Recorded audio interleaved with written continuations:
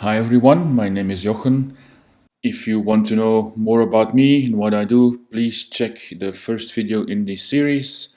As I said in previous videos as well, it is actually best that you watch all the videos in this series in the correct order. The first video will also tell you more about what's to come, what's being discussed in the other videos, and will give you an overview of the Greater Kruger area. In this video, we will only be answering some typical questions that I get a lot. So it might be questions that I get as customers arrive here at the airport or while on game drive or even via email or social media. Doesn't really matter. It's just some questions that I noted down, and it's topics that haven't been touched on much in previous videos, so I concentrated on that. So what questions will I answer in this video? Well, first of all, I will discuss the poaching situation with you. So what's the poaching situation like right now? Second question is there hunting going on in the Greater Kruger area? Very, very sensitive topic, but I need to touch on that. A third question is ecotourism actually going the right way in Kruger? That's a very important question as well. And a fourth question is maybe the question I get most: what malaria precautions must we take? And then the fifth question is, what guiding qualifications does my guide need to have for the private reserves as well as for Kruger National Park? And a sixth question is, can you teach me some Shangaan? Like lots of people would love to understand a bit of Shangaan words, which is the local language here, before they come on Kruger Safari, because obviously it helps them understand people as these guides and trackers and all that are discussing things amongst themselves or via the radio, etc., etc. So I thought I'd just add that as well, just for fun.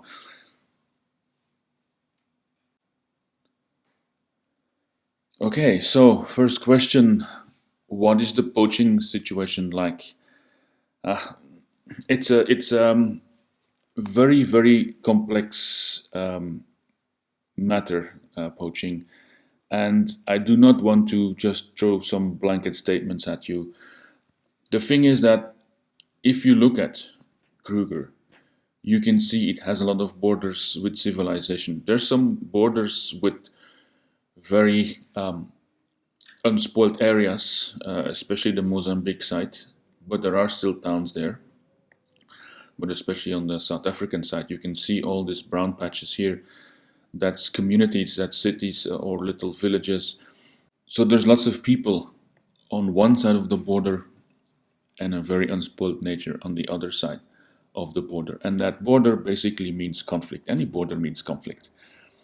Or you could say that the fence line on that border is there to avoid conflict. And it is as much about keeping people out as it is about keeping animals in. Now, if you speak about poaching, there are different types of poaching, obviously. The first one being poaching for the pot, for protein, for meat. Is that a big problem? No, it's not. Obviously, most of our fence lines, especially on the west side, are very intact, and people do not go into very well kept and very well secured national reserves or private reserves just for some meat. It isn't worth it. It's too dangerous to do so. Yes, in some areas you might lose a couple of impalas, but it's not something that really makes a big impact. But I just thought I'd note it because it does exist. Then there's some other types of poaching, obviously, that are not very common in our area, in the Greater Kruger area. For example, pangolin scales. People don't realize this, but pangolin scales they're going for even a higher price on the market, on the black market, than rhino horn. The thing is that we have pangolins, but there's not that many of them, and it's not that easy to catch them. Again, especially not in a reserve or in a national park where there's lots of patrols and all that.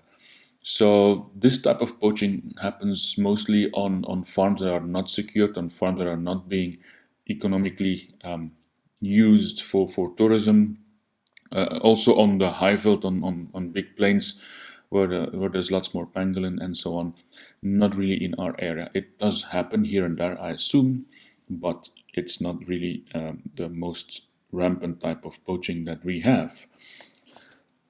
But there is, of course, one type of poaching that is really a problem right now, which is rhino poaching. So if you're asking the question, what's the poaching situation like, most often you are actually just referring to rhino poaching. You want to know how is the situation there. Well, to just throw one statistic at you, right now the price of rhino horn on the black market in Asia is about twice the price of gold. So if you see a rhino walking by, that animal has about 6 kilos of rhino horn on its face. That means that you're looking at 12 kilos of gold. Now, as a rich, between brackets, rich person, you would even be tempted, I guess. But can you imagine what that does to a poor person? So our problem really is that it's not the poachers themselves, but it's the middlemen working for the poaching syndicates that try to persuade poor people that have nothing else going for them, that are really piss poor and want to try anything to get just their next meal. If the syndicates give these people a rifle and a silencer and can convince them to go poaching anywhere in the Greater Kruger Area, try and find that rhino and come out with the park with rhino horn, these people basically make enough money to not have to work for at least a year for their whole family, maybe even 2 years. So just throwing that out so you understand that rhino poaching is not the easiest to battle. Now, I know that there's some official statistics that are being released regularly, annually by the government, but those statistics don't say anything either. It looks like from those statistics, since a couple of years now, the poaching numbers are going down. By down, I mean down to such an extent that it's only like half of what it used to be right now, of what it used to be 5 years ago. Unfortunately, I have it from some very good friends that the number of intrusions into the park remains a constant, which means that the only reason why the rhino poaching numbers are going down is because there is less rhinos around to be poached. So that's not a good thing. Moreover, these statistics don't tell you the whole story.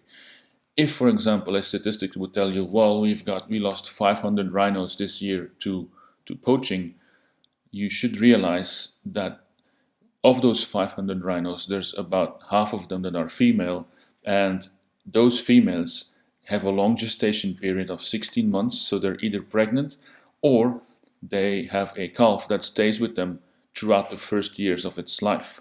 In other words, for all those dead females that end up in the statistic, there's also either a young calf that got lost in the bush after the mother has been shot and will die, or there's a fetus that will die with the mother. So basically, you should count the deaths of female rhinos as double. In other words, the statistic that says 500 rhinos per year killed basically means 750 rhinos per year killed. At this point in time, we are losing about as much rhinos as there are newborns every year. So it's really a battle, and it's an ongoing war really, and it hasn't been won or lost yet. It's an ongoing thing. I would like to go over some anti-poaching measures because that's a very interesting topic, and then you will better understand how difficult it is to get rid of rhino poaching. Because you must understand that there's multiple ways to organize anti-poaching. But let's first of all see how easy it is to poach a rhino.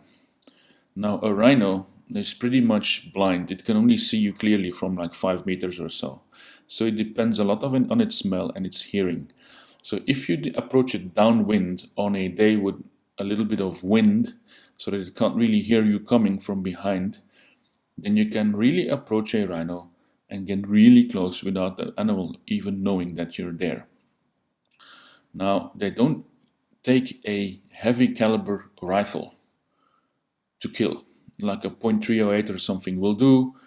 You put a silencer on, you kill that thing from close range, brain shot, boom, that animal is down. That shot will not be heard further away than half a kilometer or so. The second thing is that a rhino horn is not attached to the skull. It's not part of the bone structure. It is kind of like your nails. Your nails are also keratin, and you can move them around. If you just grab your finger, just move your nail around, you can feel that it moves, and that it's not attached to the little bone in your finger. It's the same with rhino horn. If you would grab a rhino horn while that animal is darted and is sleeping, and you would move that rhino horn around, you can move it a couple of centimeters without the head moving. So what this means is that a rhino horn is very easy to remove from the head. It takes a few chops with a panga, let's say about a minute or two, and those rhino horns, the small one and the big one, are off. And as I said, it's only like on average 6 kilos of rhino horn on a rhino face, which means that if you throw those 6 kilos in a backpack, that will not weigh you down. You can start running towards a fence line and hope you can get out in time. So from a anti-poaching perspective, it's not that easy to stop people that want to poach rhinos. Our natural areas are very vast. It's easy to hide in there. So we need a multitude of anti-poaching measures. And the reason why we lost so many rhinos at the beginning of this crisis is because we hadn't got it down yet. We didn't know what the right cocktail was of anti-poaching measures to really block these people from being so successful. This is the reason why right now, if you want to see rhino, you're actually much better off on the private reserves. They have a bigger budget for anti-poaching measures, so that population of rhinos is more or less still intact. Well, they lost quite a few, but there's still enough to see. It depends obviously where, so I would certainly suggest that you speak about this. If you want to see rhino, after all, it is one of the big five, speak about this with your travel agent so that he chooses the right sector in the right reserve, because some reserves obviously, some sectors in some reserves obviously do not have rhino. Sectors close to Falaborwa mining town, for example, it's hard to see rhino there. Now, if you're going to Kruger National Park, again, if you're doing game drives, most of the rhino you get to see are close to the private reserves. Typically around Orpengate, some rhinos are spotted. It's the same with the south. In the south block, for some reason, maybe there were more, maybe they were better protected, they did a better job. I don't know what caused it, but the result is that there's still some nice rhino populations here in that southwestern block.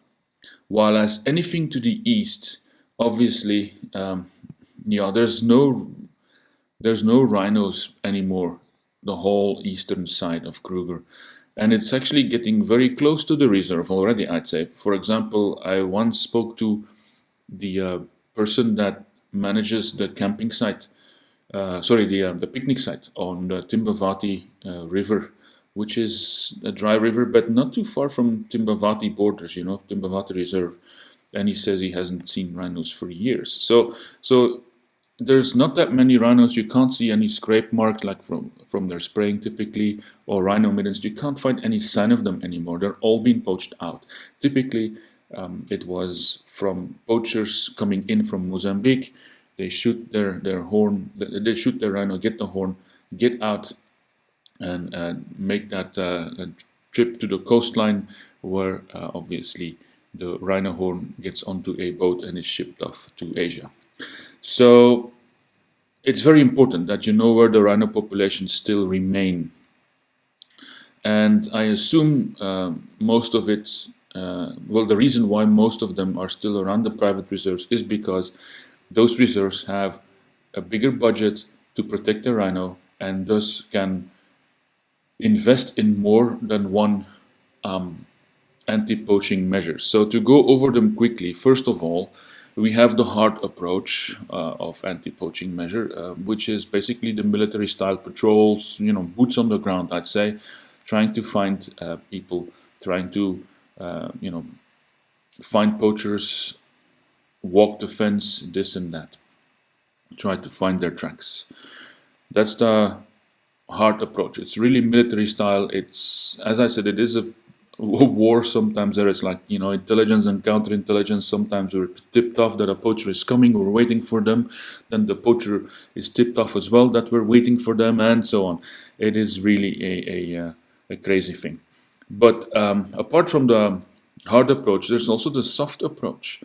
One typical initiative that was taken was to start a all-female anti-poaching team. They're called the Black Mambas, and they also patrol the borders and all that, but that's not the reason why they're so successful. The reason why they are very successful in getting the poaching numbers down is because they're all hired from the neighboring communities.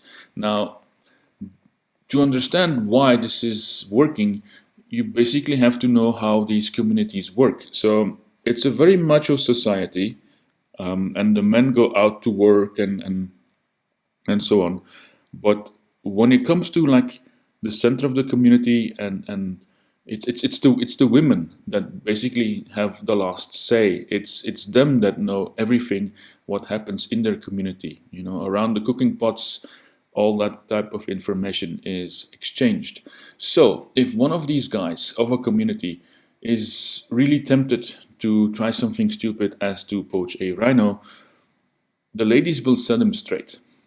And from a macho guy perspective, it is not really the nicest thing if you get exposed by some ladies from your own community. So that's, I guess, why they're so successful in helping to keep our numbers of intact rhinos as high as they are right now. So that's the soft approach. There is also rhino horn poisoning that is done, for example, on Sabi Sand Reserve, or at least they used to do it. Don't know if they still do it now, but there is signs on their fence line every 50 meters or so saying our rhinos are not fit for human consumption. It's a weird thing to say, but it is basically just saying, well, our rhinos' horns are poisoned, so you cannot use them. Does that stop the poachers? Not completely, because I do know about some incidents that they had. I guess the poachers don't really mind selling a poisoned rhino horn. Maybe the poison doesn't even spread that much into that thick keratin structure either.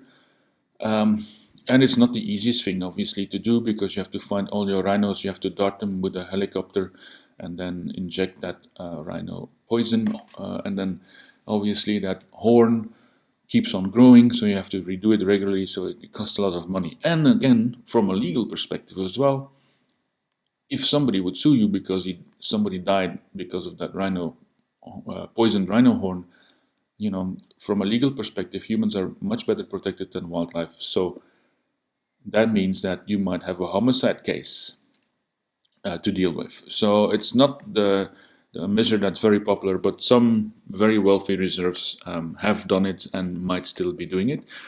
Then there is another anti-poaching measure, which is dehorning. And dehorning is not something we like to do, because it does change the behavior of the animal slightly, in the sense that normally a rhino can use its horn, especially the males, to defend themselves against other males and all that. Now they have like a stump left on their nose, so it does change their behavior a bit. Also, they're not as nice to photograph, I assume, from a tourist perspective. But to be honest, it is one of those measures that is the most successful, unfortunately, for us ecotourists.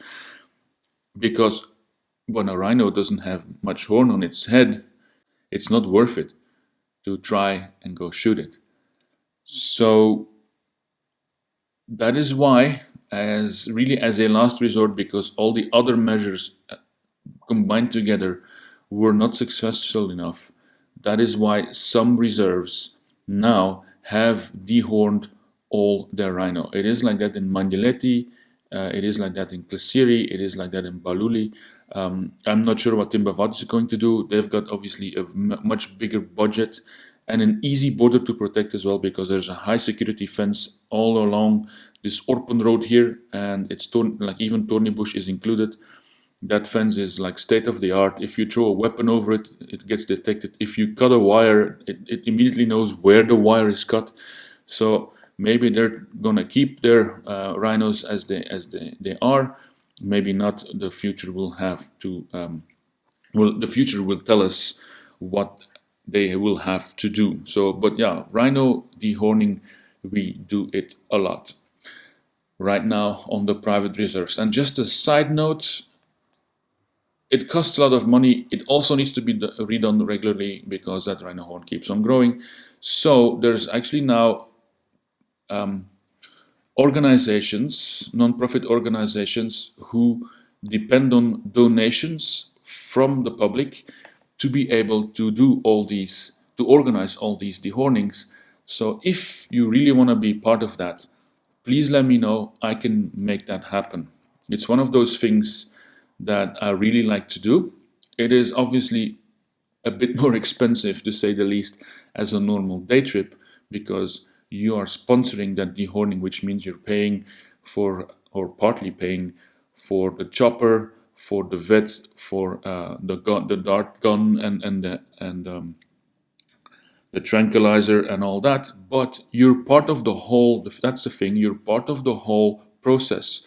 So you will be out there in the bush, helping that crew when the rhino is down, help measure everything, help cut the rhino horn off, and so on and so forth. You're really helping protect our rhinos. You're hands-on then, and it is certainly an experience that will stay with you for a lifetime. So if you really want to be doing something like that one day during your safari, let me know and I'll organize it.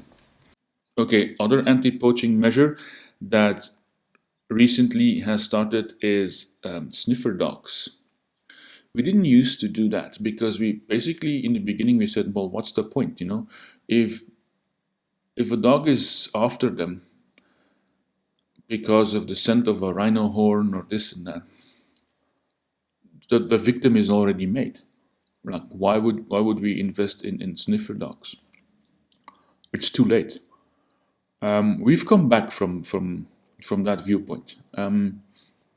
It's actually very simple. If you think about a guy with some rhino horn in his backpack running for the fence line, if our anti-poaching teams, so those guys doing the hard military style of anti-poaching patrols and all that, if they have to follow this guy's trail while he's running to the gate, they're never going to be as fast as the guy that's running, because they have to look for his tracks, and that takes longer than just running.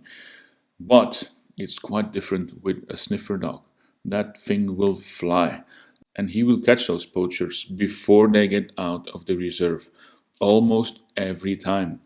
So it's basically not stopping any deaths in the beginning, but once the message gets out, once the word gets out, that you can't really go into that reserve because they will catch you every time and you'll end up in jail and with a big fine above your head and all that. The more that happens, the less people are tempted to try it again and come and shoot more rhino. So it does really help, and that is why we've got some very, very, very good sniffer dogs right now. And there's more to come, apparently. So reserves are investing more and more into that. There's other things that reserves are doing, small anti-poaching measures still, like a regular lie detector test for everyone working on the reserve, for example. Very good one. And I'm not sure if they're really 100% effective, but I guess it also helps. Okay, so that's the rhino poaching situation discussed. Is there more types of poaching going on apart from the rhino poaching, apart from poaching for the pot and so on? Yes, well, there's maybe one more thing or two more things that I would like to discuss quickly, which is first of all, elephant ivory poaching. Is that a problem? People ask me this because it is a problem in Africa. In East Africa, there's an elephant dying every 7 minutes. There's an elephant poached every 7 minutes. That's a really scary statistic. But in the Greater Kruger Area right now, it is not a problem yet. And I'll actually tell you why. It is because of our anti-poaching measures for rhino.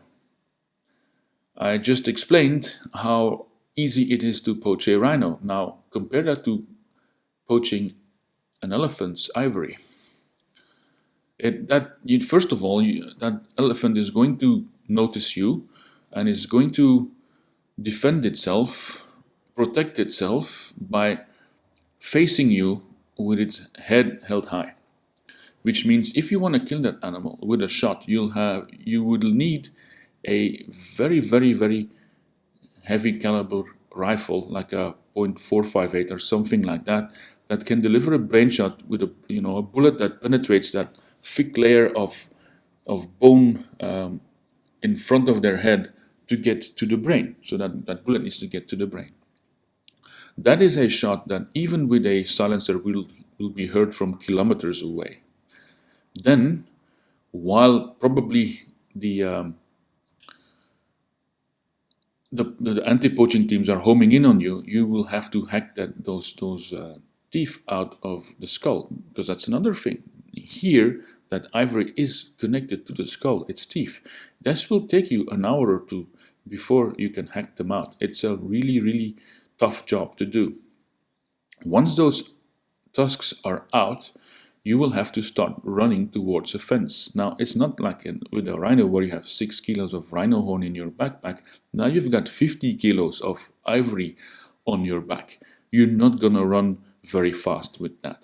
So from a poaching perspective, it's much more difficult to poach an elephant instead of a rhino just because of the measures, the anti-poaching measures that are already in place. And I guess it'll become even more difficult in the future because right now, especially in the private reserves already, we're investing in another anti-poaching measure. I haven't listed it in the anti-poaching measures yet that I just shown on screen, but it is coming, and it is very sensitive microphones that are powered by solar panels on huge poles. And so now, if somebody fires a shot using trigonometry, we basically know where that shot is fired. So instead of just running more or less in the right direction and hoping to find the poachers, we now know exactly where the spot is where the shot is fired. So if you in the future, if that is really starting to work like it's supposed to, it's going to be even more difficult. Another question I sometimes get is, why don't you use drones? Well, we tried. That's the only thing that does not really work for us when it comes to anti-poaching. It's just the range is not far enough, and it's easy to hide from the camera of a drone in the bush, and it's easy to get away from them. And even if that drone is successful in spotting something using heat detection or something like that, by the time that the results are in from that drone, the poacher might have moved like a fair distance already. So it's something that we tried, but so far we've been rather unsuccessful with that. Anyway, so okay, elephant poaching, not a big problem in our region. It is happening. There's about 100 elephants a year or so that get poached. It's especially in the areas where there's little habitation, little amount of people in lodges or patrolling, or tourists driving around. Especially also in the most poor sections of the park, I'd say. Where there's very few people coming, like the Mopani belt a little bit, and then obviously also close to the borders of some poor countries that are neighboring us, like Zimbabwe here in the north, opposite of the river, and then obviously Mozambique as well. So yes, we are losing like some, I'd say 100 or so per year, but on a population that is now, with the last game count, there's more than 22,000 elephants that we have in the Greater Kruger Park. So the effect of poaching of elephants is minimal. There's even people saying that we have too many elephants right now. Now, that's another discussion, but maybe I should also discuss it here quickly because I haven't touched on it in previous videos. Is there too many elephants in the park? The official statistic that everybody keeps referring to from the old days is like 7,000 elephants. That was the amount of elephants that was in the park, that was counted in the park at the very beginning, or with the very first, or in the very first years and game counts and this and that. Listen, the thing is, first of all, Kruger got much bigger. We've got some fence lines that are taken away because there's a park on the opposite end as well now in Mozambique. We've got wildlife corridors, for example, in the north following the Limpopo River and then the Sasha River. There's connections now. Elephants can go to parks like Mapungubwe and then further on to the Tuli block in Botswana and then on even higher to the Okavango Delta and Chobe. So there's, elephants can move out that way as well. The private reserves obviously also got bigger. So is 7,000 actually even a figure that we should pay much attention to? Basically, using their old techniques of counting, is that number of 7,000 even correct? Who knows? The thing is though, that 22,000 is a bit too much. Yes, we know that. That's because we can see it. There's too many trees dying from elephants. They ring bark them, they push them over, and that has an impact on other wildlife as well. Just to name one thing, if birds cannot find decent nesting sites, then obviously you're going to have a little bit less birds. So it is a problem with the number of elephants, and even within Greater Kruger Area, as big as it is, we still in some way need to manage the total number of elephants. They used to do that by shooting them in the old days. Luckily, we don't have to do that anymore because we really found what the issue is. The real issue was that the elephant population was growing at 7% per year, and that was very unsustainable. And why was it growing at 7% per year? Well, that's because of another measure that was implemented in the old days of the park. More than 10 years ago, 20 years ago.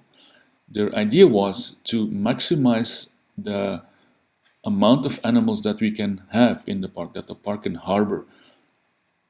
We noticed that no animal likes to go further away than 5 kilometers from water. So they started making artificial water holes about every 10 kilometers or so. In effect, what they did was they made it easier for water-dependent species like elephants, and they became so successful that they were actually pushing out water-independent species. So they noticed the error of their ways and they started closing off more and more and more water holes. And you still have these Kruger enthusiasts that start complaining about that regularly on the Facebook pages, like, oh, we used to see more animals in the park. But you didn't see all the animals. You saw always the same animals, and basically your park was changing drastically by having too many elephants. So basically what this means is that closing all these water holes is a good thing, because right now, because of that, the growth in population of elephants is down to less than 2%. Now you'd say, oh, that's still a problem, that's still growing, that's still a problem for the future. And yes, I would agree with you, but I've been told by biologists that are working on this in the Kruger Park and that are keeping an eye on the numbers and on the populations in the park, that soon enough, all the females, all the cows that are in these big herds right now, in these 22,000 elephants, lots of these cows will go out of their prime breeding years, which means that at that point it is estimated that the number of elephants will start to go down slightly, slowly.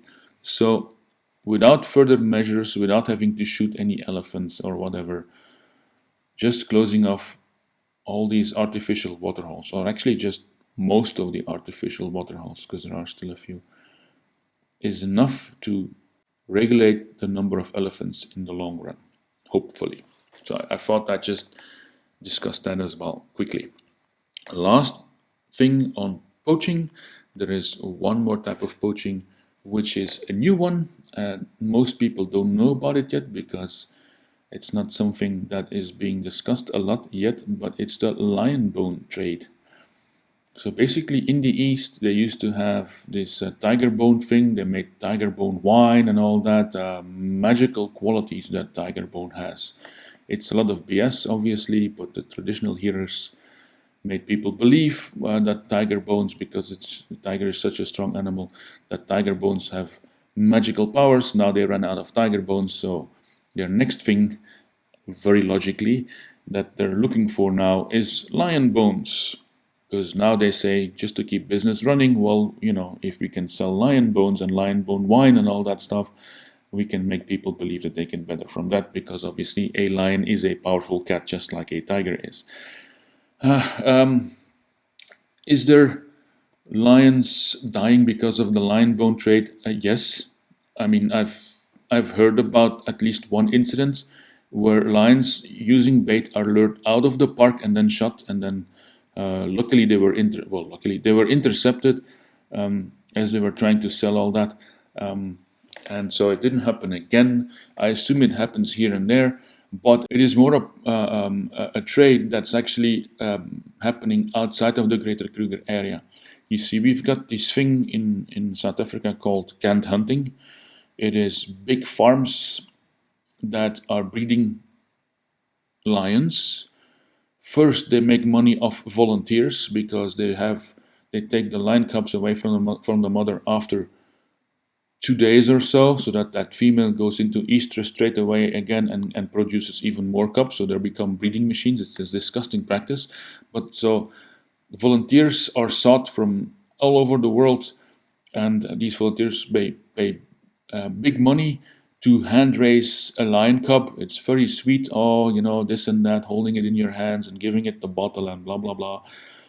So people think that they're doing a good thing, because obviously these big farms, these lion breeders tell them, it's for educational purposes, it's to put them back out in the wild, it is for science, this, that, all types of bullshit reasons, pardon my French, but it is basically they're just breeding rhino and making money from volunteers.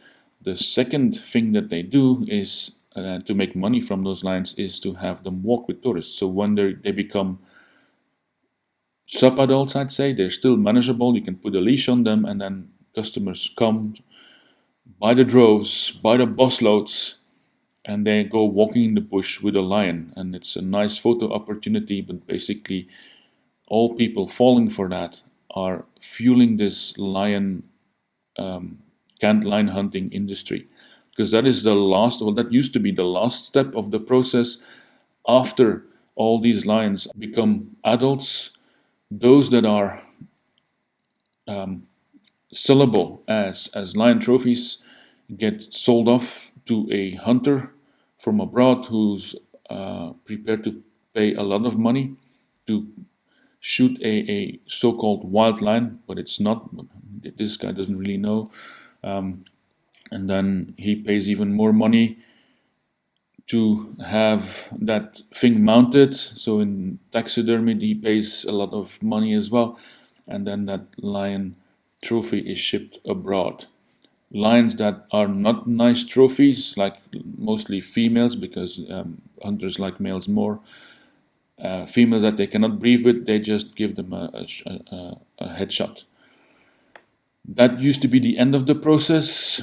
It is not anymore because the lion bone trade is the last addition to this. So now all lion bones, as well from lions that are shot by a trophy hunter and lions that are just shot because they can't use them and they cost food, all these lion bones are now shipped off to Asia. So the thing I want to say is, please, if you hear any travel agency or a travel agent or whatever tour operator selling you an itinerary that includes volunteering for lion cubs or walking with lions and stuff like that, please say no to that. Actually, please slap them on their wrists, because they are fueling one of the most disgusting industries that exists in wildlife right now. So that's the lion bone trade, but there's not much poaching going on when it comes to lion bones in Kruger Park.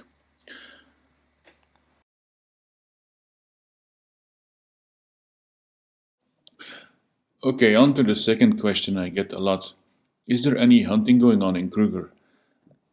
Some travel agents, if not most of them, will tell you no, there isn't. The truth is, yes, there is. Now, before you throw your safari plans out the window and decide against it, please hear me out first, because it's not what you think and it's not that common. First of all, I need to make a distinction between hunting and culling.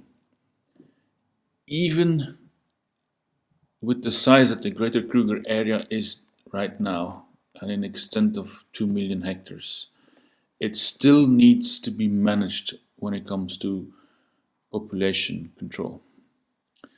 So there are some populations of animals that do need to be controlled in some cases. Typically, in drought years, the biggest grazers suffer.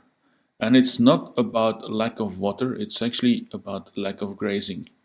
So I'm talking about typically hippos and buffaloes. Their populations get very, very weak. Now, if a population gets very weak, it is prone to get nasty diseases like anthrax or something like that, and then the whole population basically dies. So section wardens may decide in some drought years to start culling. And then, yes, a lot of animals will die. If you've got a herd of 1,000 buffalo, they might kill half of them. It's not nice, I guess. The public doesn't get to see it, but it is to save the whole population. And there's simply no other solution right now. So what then happens is that the remaining animals, because there's that little bit grazing that's left is sufficient for them, doesn't get that weak, and then the population bounces right back after the first rains come and after a wet year like this year, for example, comes. So that's culling, it's not hunting. And culling, they don't make a profit from culling. There's no hunters coming in, shooting whatever, and then getting trophies out and stuff like that. That's not the case. Anyway, that's culling. That happens mostly in the Kruger National Park itself. Hunting, obviously, is when a hunter comes in and he hires typically the services of a professional hunter this side, and then they hunt some type of animal our side. Now, to explain what type of hunting goes on, this is in the private reserves then, I'll have to explain again what the private reserves are. A private reserve has to be self-reliant. A private reserve does not get any money from the government, does not get any support from anywhere. The only money that a private reserve gets to sustain itself, it's from its owners or co-owners. What I mean by that is anyone who has a farm on a private reserve pays for the maintenance of whatever is needed on that private reserve. So a private reserve has lots of costs. There's obviously a fence to maintain, there is security personnel to man the gate and to patrol those fences, anti-poaching, there is maintenance of roads, of water points, there is bush clearing to be done, and so on and so forth. All these things cost money, and that money has to be paid by someone. That someone is typically the owners of farms. Now that may be private owners, but that might also be lodges. They will pay some amount of money for that. The more a reserve is commercialized, the more money also comes in from visitors to the reserve. So any lodge that brings in customers, and all customers will pay levies, entrance fees to the private reserve. So the more ecotourism you have, the more money a private reserve as a whole gets out of that, and the less money needs to be sought elsewhere. Now, I've went over the private reserves in the third video in this series, and I've shown you the difference between which reserves are the oldest and most commercialized by now, which is the runner-up and which is getting there, which is rather new, and so on and so forth. I think you can derive by yourself, that one reserve isn't the next when it comes to income from ecotourism, but they're all getting there. Every year, new lodges get started in these private reserves. Even right now, during this COVID-19 pandemic, there is lodges being built. I know of at least 2 lodges that are being built right now and that will open soon enough in Timbavati, and I know about an extra camp on Baluli and one in Klesiri. So, more and more farms are converting to ecotourism, not only because it's a nice income, but also because it's better in terms of anti-poaching, because a presence on the farm means less possibility for poachers to come in and shoot rhinos, but also, in total, there's more money coming into the reserve, and they have to get money less from other sources of income. So now let me get back to hunting. What is that other source of income? What money can you derive from a wild area? Well, there's only one non-consumptive type of income, which is ecotourism, and there's only one consumptive type of income, which is from hunting. This is why some reserves, just to balance the books, in some years, not all years, may decide by majority of vote in their board of directors to auction off some animals to professional hunters. What are those animals? Well, it's nothing that is not allowed by the government or by Kruger National Park, because don't forget, in order for these reserves to be open to Kruger National Park, they have to adhere to the rules of Kruger National Park. It is other species that Kruger and the government is okay with that they are hunted. And yes, sometimes they are key species. An elephant, a lion, it might happen. But are we just gonna lose key animals, like even key individuals, I'd say, known individuals, to a hunter? Like, a certain beautiful lion might be shot with a camera over and over by ecotourists for a number of years, and then one guy comes in with a rifle and he shoots it just once, and that's it. No, that is not what happens. So basically there's section wardens on these reserves as well, and these section wardens decide if there is an animal that can go and what animal that is. If there's an old male lion that is pushed out of its territory by a new coalition of males and is not in his breeding primes anymore, well, if it might happen that they say, well, this guy, he's gonna, in 6 months he'll be gone anyway, let's auction him off. Same with some elephant bulls. If it's not a big tusker, because big tuskers are protected, but if it's like a regular tusker and he serves no purpose, so to speak, he's out of his breeding prime and this and that, maybe again they might decide to auction him off to professional hunters, and then that professional hunter will look for a customer that's interested in coming to hunt that particular animal. This is what happens on most of these reserves, apart from Sabi Sand, as far as I know, because they got the furthest, they're fully developed almost. Almost all farms have got a lodge on them, so they are not reliant on of any income from hunting. But the other reserves do.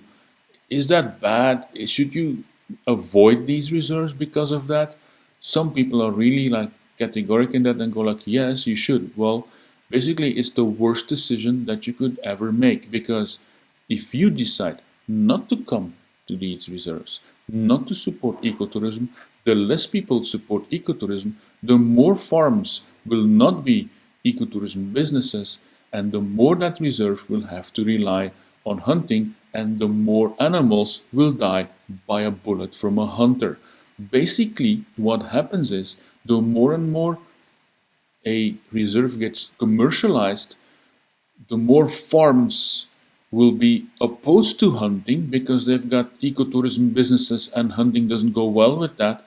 And in the end, what you get is a vote on the board of directors where somebody says, I would like to propose to get some more money for whatever XYZ by auctioning off an elephant.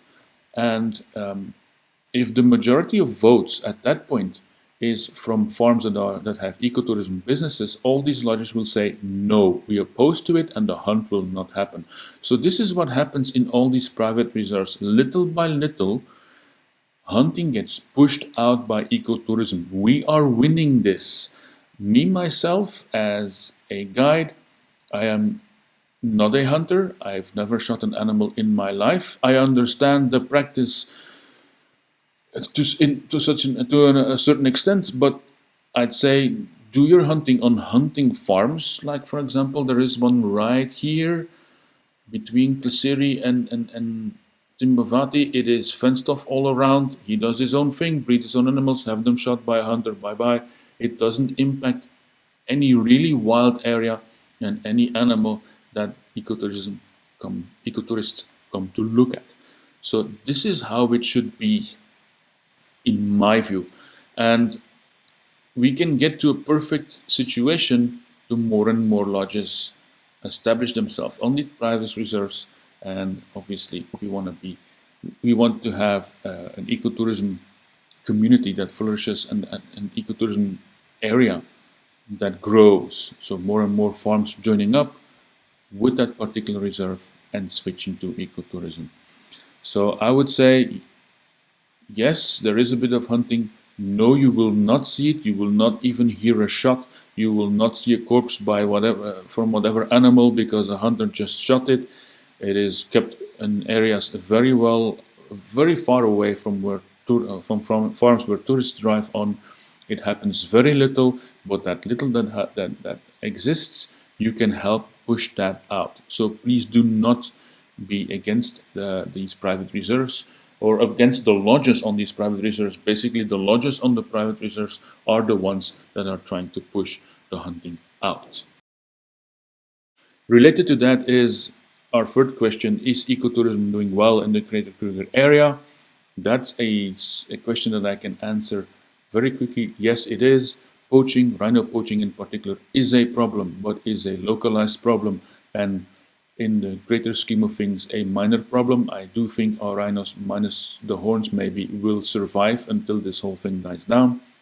But other than that, the Greater Kruger Area is growing, the private reserves are growing, ecotourism is growing. We are basically converting more and more farms from a monoculture. We are having them rewilded and fences moved, animals move in, and so on. So it is a success story, but it is going slow. All progress is slow.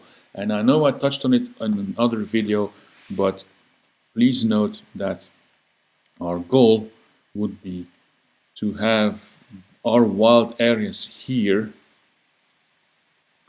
go beyond the R40 and the railway line.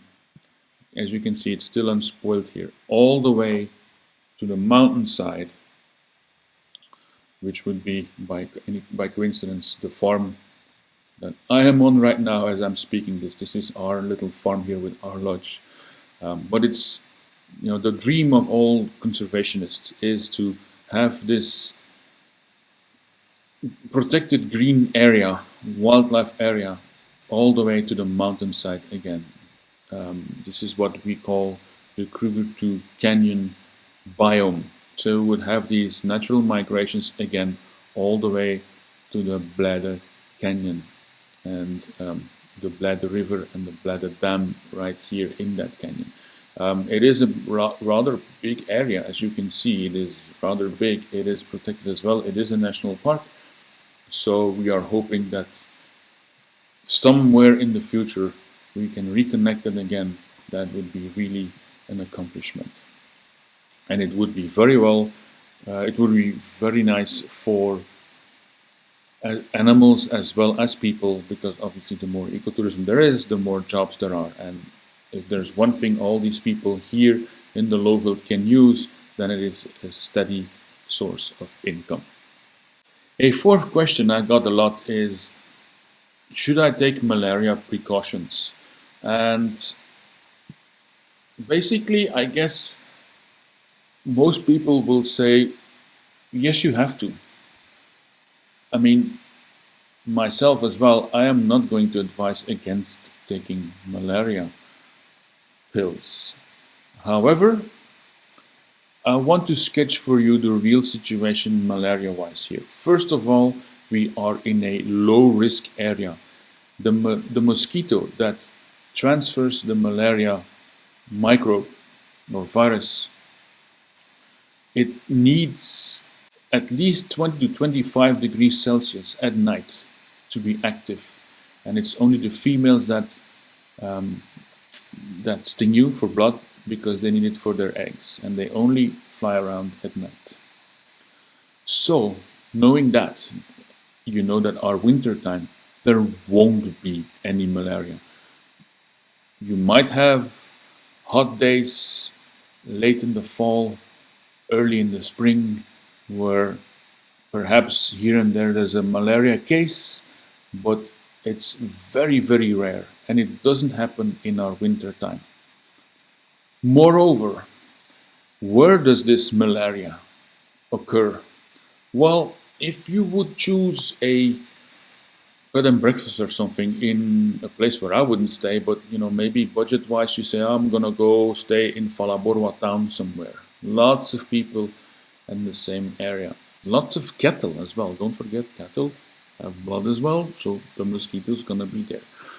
If you're staying close to a village where there's lots of traffic, and you know how it goes, a trucker stops somewhere, he brings a malaria mosquito from somewhere else, but then it starts spreading locally, boom, in a little town. And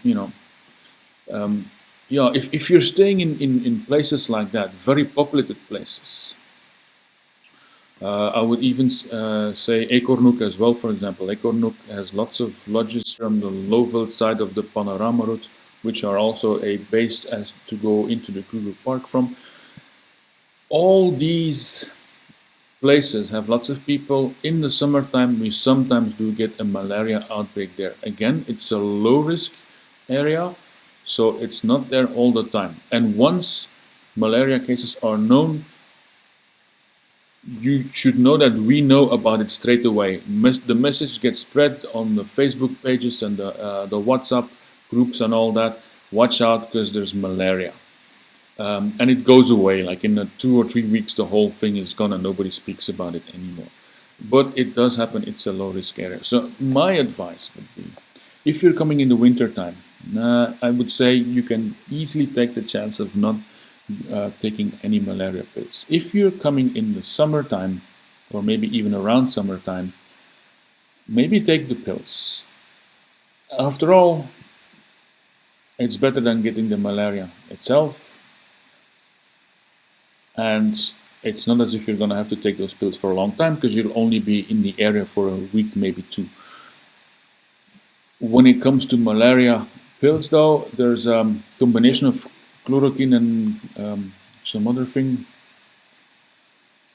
which is not very effective anymore against the strains that are here. We've got the typical plasmodia, that is active sometimes here in our area. So that, I think it's nivaquine and chloroquine or something. The combination is only 70% effective. You really need to get the other anti-malaria drugs, sorry, which is the typical Lariam or Malarone or their generic counterparts.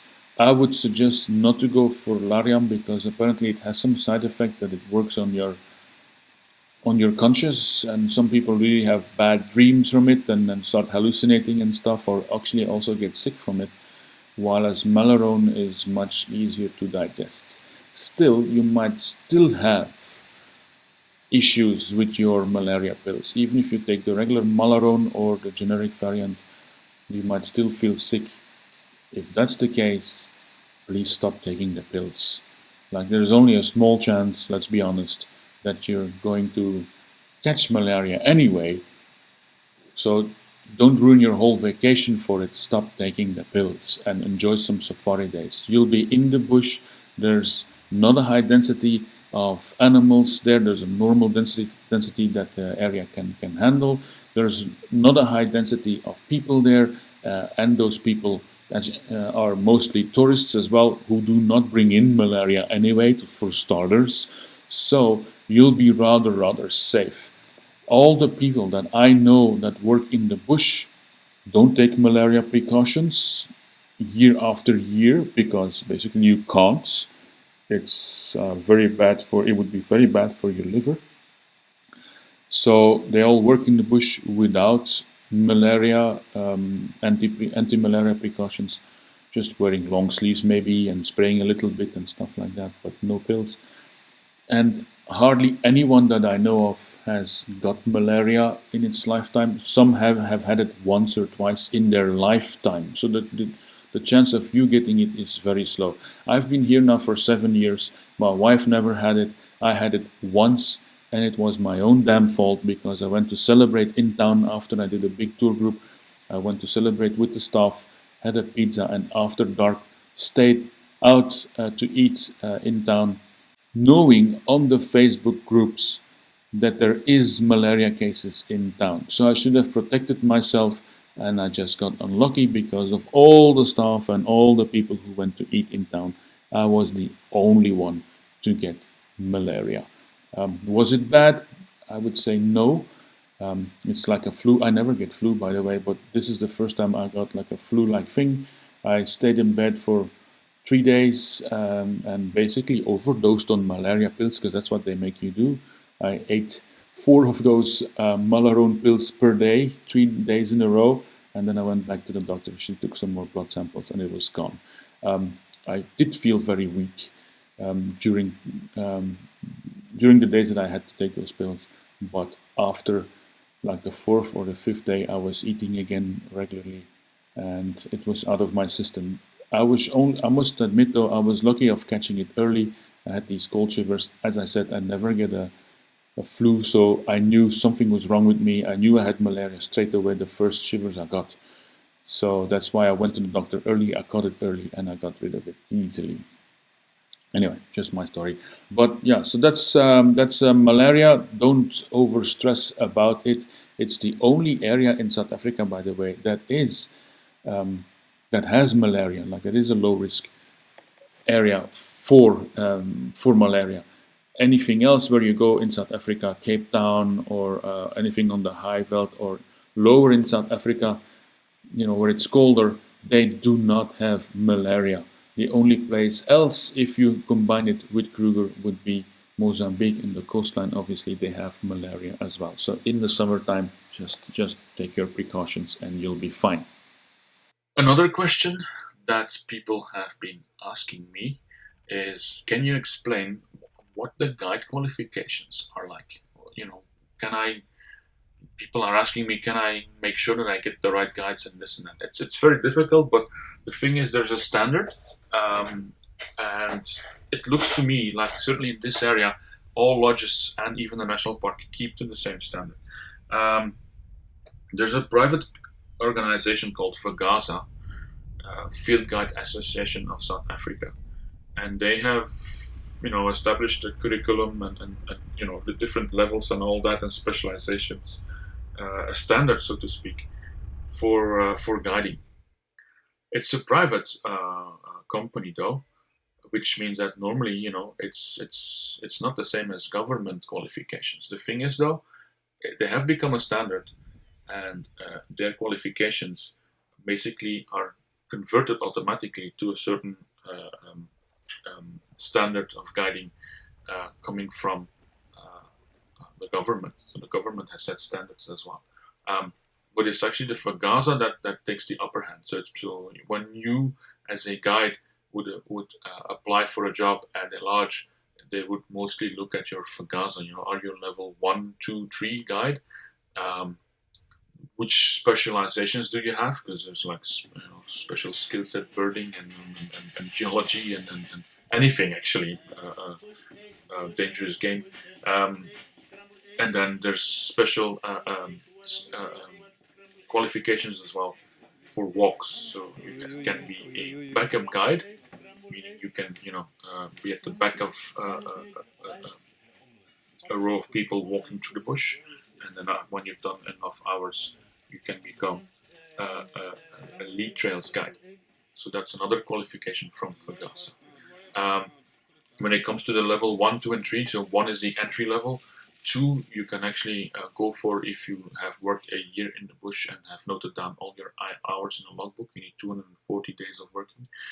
And number 3, so level 3 is actually, that's university level qualification, but you need to be a FAGASA level 3 before you can assess other guides. So you become an assessor for FAGASA, and then you can, when level 1, when a person going for his level 1, does a game drive, the level 3 guy will be sitting in the back with a notepad and will be, making notes and asking questions just to test that level 1 guy to test his knowledge and to see if he's worth the diploma, so to speak.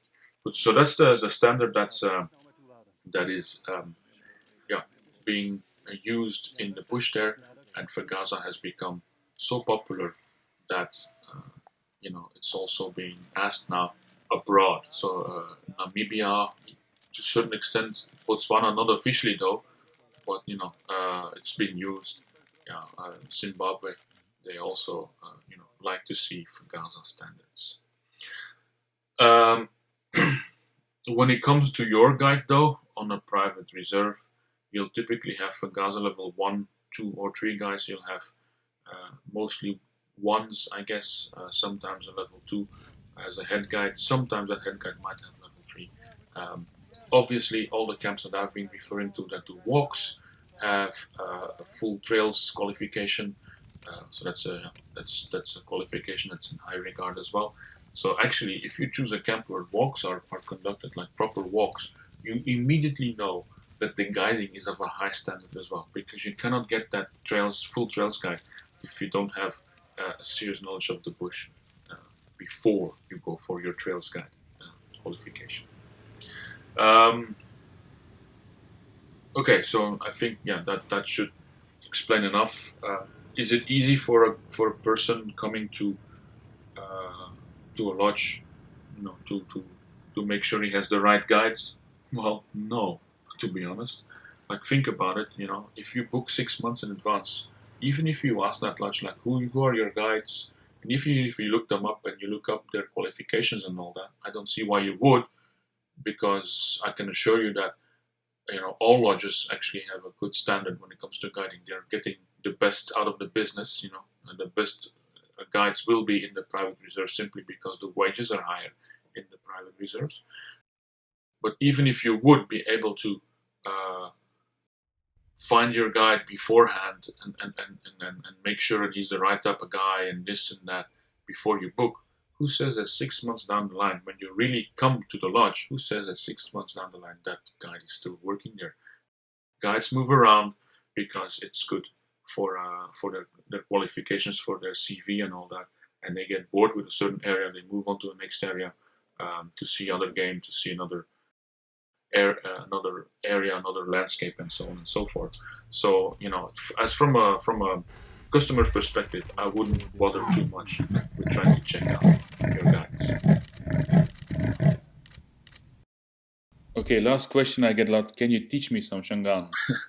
Well, Shangaan is the local language of the people in the low veld. It's got its origins a little bit more towards Mozambican side, and that's why it's one of the least spoken languages in the whole of Southern Africa. But it is the language that's used by guides and trackers while on vehicles, while exchanging sightings over the radio.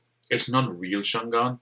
It's like a language that keeps the middle between English and Shangaan.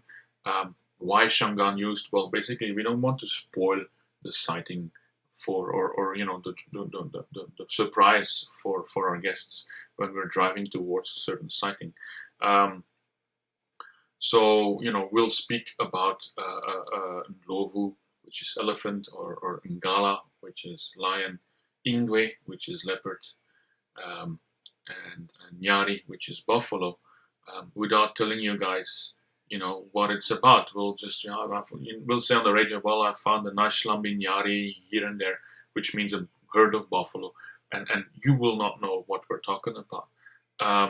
I could go over all the names, but you would hardly ever remember them. I think there's even a list of names. You can Google it, a list of names on the internet. The problem is though that people get their hopes up too much when they get that list, because we might be speaking about Ngala Inglela or something like that, which is Lion Road. Just we name the road Lion Road, and you'll be thinking, oh, we're going to Lions, but no, we're just driving on Lion Road. So it gets even more confusing there. It can get even more confusing if you're moving from one reserve to the next, that the language changes. Like if you go to the southern section, even all the way up to Klasiri, they speak about rhinos. They say umkumbe. Umkumbe actually is white rhino in Zulu. It's not even Shangaan. The only people that I've known and that I've guided with that use the proper Shangaan name for rhino are which is this section here, so Olifants West section here. Those use the proper Shangaan name for rhino and not umkumbe. Well, there's also black rhino here, so they're actually using two names. So they're using Jibejan for white rhino and Malembe for black rhino. But it's very confusing because as a guest, you'll be coming from, I don't know, Timbavati, you've learned some of the names, and all of a sudden they're speaking about different names here, and you'll come to the same animals though. So it can even become confusing if you start learning the names a bit. And besides, we're not only speaking about animals over the radio, we speak about landmarks as well. We speak about Marips, which is rocks, and Shidulu, which is a termite mound. Because we're trying to convey a message to anyone who's listening on the radio as to where a certain animal can be seen. So we're naming landmarks as well, and they absolutely do not make sense when you're listening into the conversation that we're having as guides on the radio. So my answer there would be, don't bother too much with it, guys, and let us do our job, and don't think too much about the Shangaan that you hear on the vehicle. It's not really that important for your safari experience. We've come to the end of our series of videos. If you stuck with me so far, thanks for listening. I hope you learned a lot, and I hope that you now have a better understanding of what the Greater Kruger Area and its surrounding regions can offer you.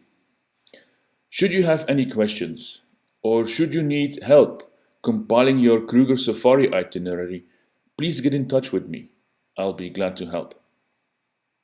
I want to leave you with one last image that captures the essence of our wildlife.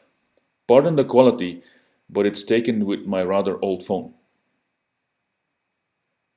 Okay, maybe you were expecting a magnificent leopard in a tree, or a baby elephant drinking from its mom, or a lion pride on a kill.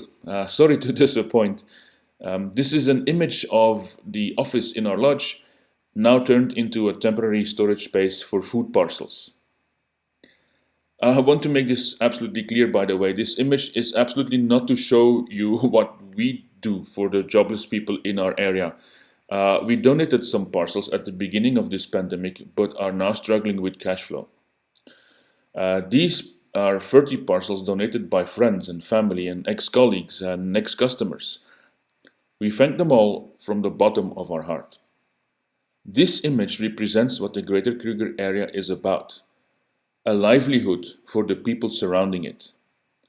Now, this particular batch is just a small part of a total of more than 100 parcels that we are distributing in the poor neighborhoods of Eekhoornook and Bushbuck Ridge. These parcels in particular will be distributed tomorrow in a small community called Dwarsloop. Today is the 5th of June 2020, by the way, and we still have no idea when tourism will be allowed to start up again. I am not showing you this picture in the hope you'll sponsor some food parcels as well. That is absolutely not the intent of these videos. Besides, let's be honest, these parcels are just a small bandage of what is rapidly becoming a festering wound. These parcels are just short-term solutions. The important thing is that everyone sees the Greater Kruger area for what it is, a source of income for lodge personnel, for guides, for cooks, for transfer companies, for security and anti-poaching personnel, and so on. These days, there's one golden rule when it comes to preserving our last remaining wildlife areas here on Earth. If it pays, it stays. Now, you may not like this. In fact, I think no one really likes this. But nevertheless, it is an economic reality.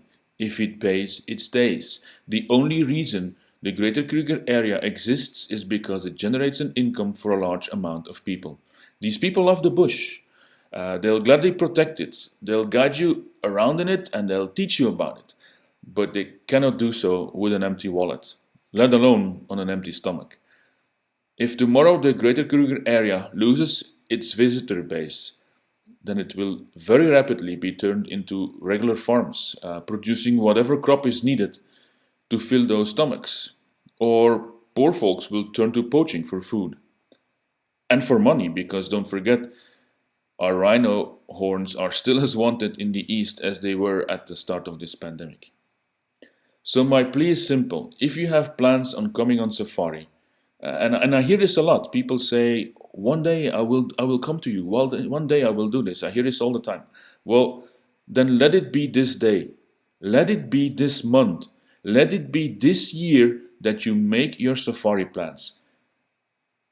Your plans don't need to be for a trip this year. It can also be for a safari next year. As I said in one of the videos, it's better to plan a safari way in advance. But the thing is that we need your support now more than ever. The value of the rand tanked recently, and lodges are putting special rates online to lure customers back, so you'll get more safari for your budget now than ever before.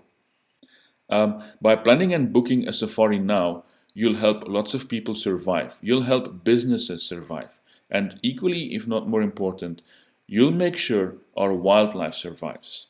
And that the overly dented car that we call biodiversity doesn't get an extra big dent again. Stopping the loss in biodiversity was very important before this pandemic, and it will be equally important after this pandemic. Thanks again for watching these videos. From all of us here in the Kruger, a big hug to each and every one of you out there.